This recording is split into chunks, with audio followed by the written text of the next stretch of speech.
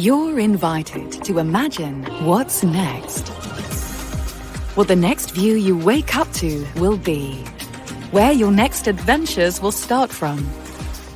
Your perfect space to entertain.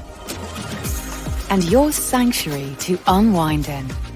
As you begin to imagine your new place, we'll be here to help you find it. Because nothing compares to what's next. Sotheby'sRealty.com.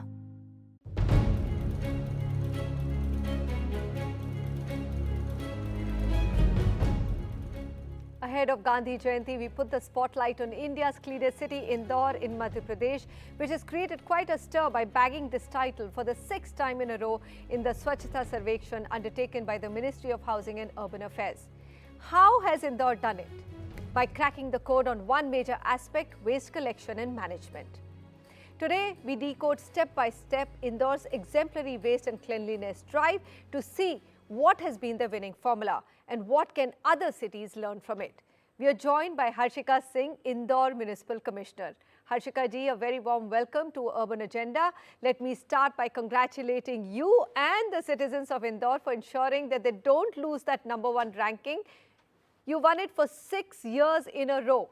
Can you outline the 3 most critical components that have contributed to this remarkable achievement? Manisha, as far as Indore is concerned and its Swachhta story is concerned, I guess it's a very special kind of model, if I may say so. Over a period of last 7 to 8 years, what has happened is that with active public participation, or Jan Bhagidari as we call it, several institutions have been put in place, which starts right with door-to-door collection of segregated waste, which is again done by the common citizenry, followed by a very dedicated pattern of waste collection to waste disposal. And there is an institutionalized structure in place. Also, at the same time, there is a very dedicated and a strategic human resource management that has been planned for carrying on this activity on a day-to-day basis. Apart from that, we actively use the technology for a continuous monitoring of this effort, which goes on from early, say 5 a.m. to night till up to 3 a.m. in the night. So it's a, I would say, a comprehensive model that has been put in place over a period of time. It has been institutionalized, and effort is put in to ensure that the continuity of this institutional structure is there. Harshika, you credit Indore's people and citizens' participation for this achievement, but it's not easy to keep citizens motivated. I mean, they have to segregate waste not one day, but through the year again and again in not 2 categories, but 6 categories.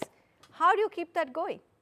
As we call the Indore model as a Jan Bhagidari model, basically what happens is that over a period of last 7 to 8 years and even today, we interact with the citizen on the topic of Swachhta on a daily basis.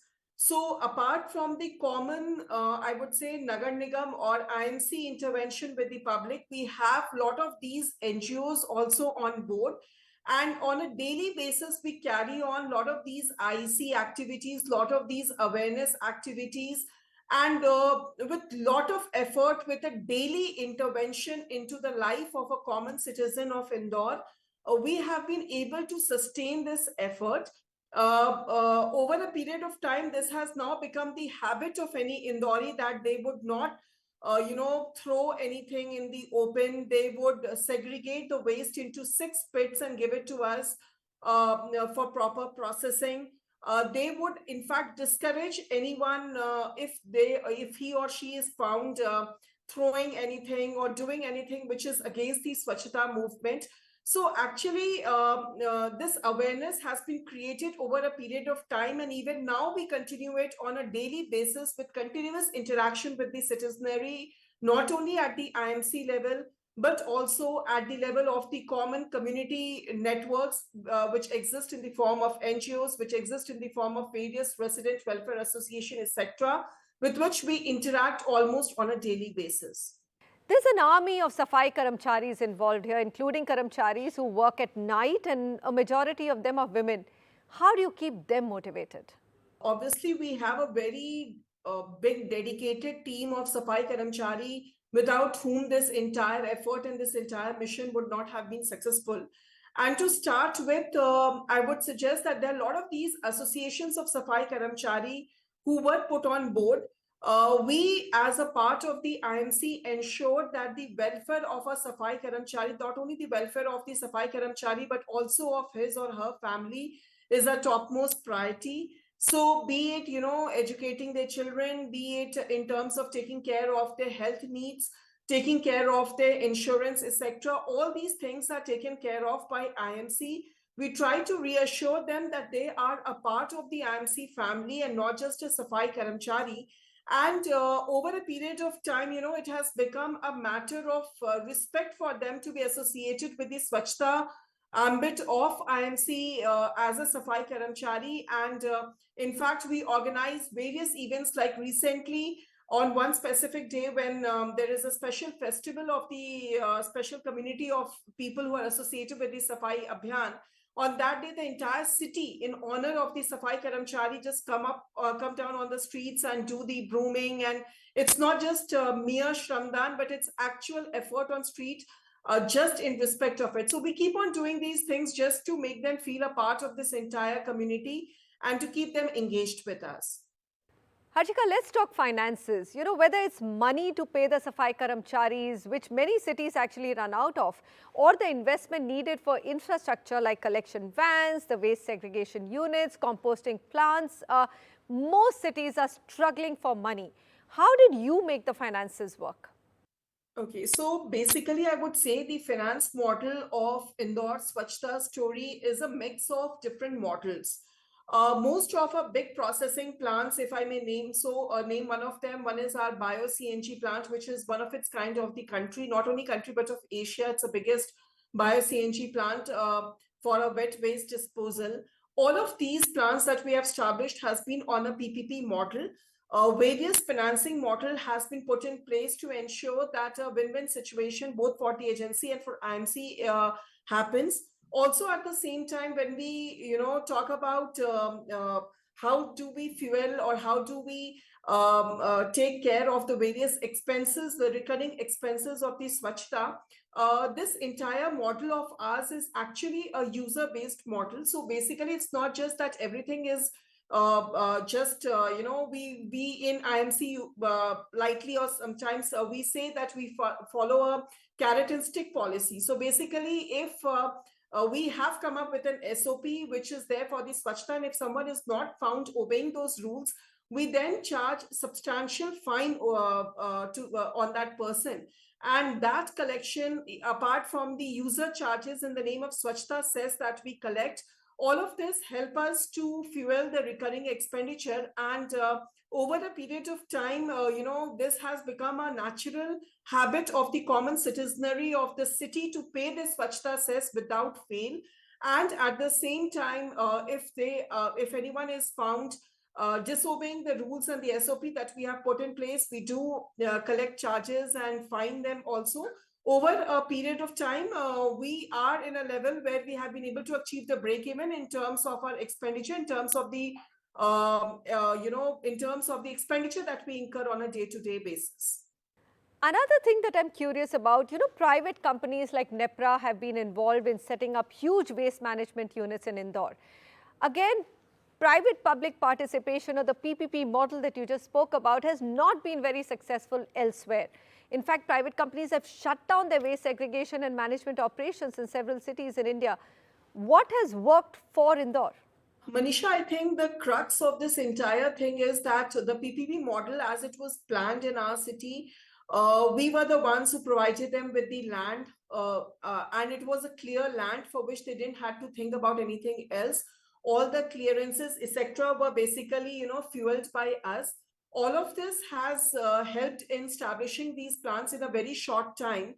And the most important recurring thing that has helped it is the fact that we are the only city in the country which is sure of the segregated waste that we collect. So it's not just a mixed waste that we are collecting, it's a pure segregated waste that we are collecting, which helps to maintain the efficiency of the machinery which has been put in place.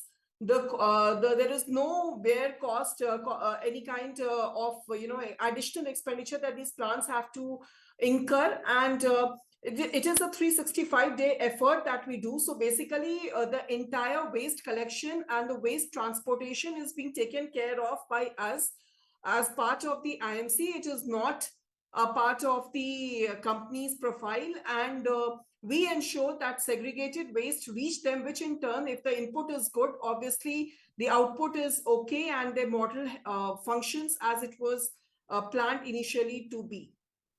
Can I ask you what's next on your agenda to keep Indore clean and green? I mean, it has been making news on worsening air quality because of high number of private vehicles on the roads. Is that a priority for you? Manisha, just wanted to share with you, recently there are 131 non-attainment cities, which, Ministry of Environment and Forest continuously follows up in terms of improvement and what are the efforts being taken to improve the air quality. Last month, we were declared the city with the best improvement or the cleanest air quality index award also. So that is also something there which is there in our ambit. Going ahead, I would say not the area of weakness, but what we actually aim now is that there is actually a fixed carrying capacity of any kind of processing plant that you can come up in your city. And we, as part of Indore, we are thinking of how to reduce the per capita waste. We are focusing on reusing, recycling, and reducing our waste per se, and trying to move towards a sustainable living. I think that's what Indore is looking up to now. Public toilets and sanitation facilities. Now, these are also missing in many cities. Indore has its own flow of tourists as well. How have you addressed that issue? So, yeah, I mean, what we have is that all our public toilets and all our community toilets, they are being actually geo-fenced. We have the data, we have a cleaning schedule for it. We have sensors installed in a public toilet that if there is a pungent smell is beyond a certain level, we get a SOS which tells us that this needs immediate cleaning, and our machinery is then shifted for its cleaning. So basically, it's a continuous monitoring process that has also been put in place for taking care of our community and public toilets, and which over a period of time has again been institutionalized as a part of a day-to-day functioning. And that helps us to, bear the pressure of the floating population that this city faces, and yet is able to keep its community and public toilets clean. Any other tech innovations that have really worked for Indore and you think can be easily adopted by other cities of India? Manisha, I would like to talk about the integrated command and control structure that we have in our city. It's a smart city initiative which has been put in place in the city of Indore, and with the help of this, right from door-to-door collection of the D2D vehicles, what time they have been geo-fenced, the tracks have been geo-fenced, the entire city has been geo-fenced. Location of the vehicles are being tracked on a real-time basis. Any deviation of more than say 5 minutes creates an SOS. It generates an SOS right up to the higher authority. We track it and micromanage, I would say, or monitor the efforts right from D2D to the waste disposal and processing. So that has actually helped us to monitor this entire process on a day-to-day basis from early morning till late nights. Harshika Singh, thank you very much for joining us on the Urban Agenda, and congratulations to you once again. Coming up next on our Inspire India segment is an incredible story of Hasiru Dala, the Green Force, an NGO which is working for the upliftment of the foot soldiers who keep our cities clean, the waste pickers. Stay with us.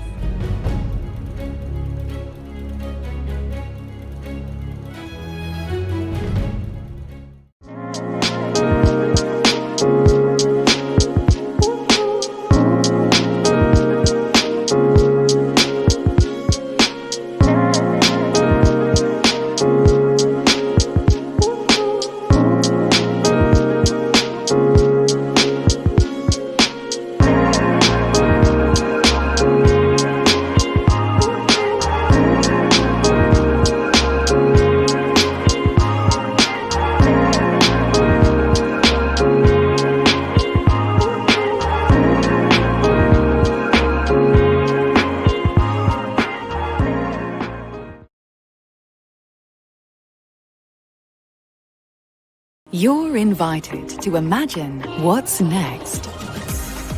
What the next view you wake up to will be. Where your next adventures will start from. Your perfect space to entertain. And your sanctuary to unwind in. As you begin to imagine your new place, we'll be here to help you find it. Because nothing compares to what's next. Sotheby'sRealty.com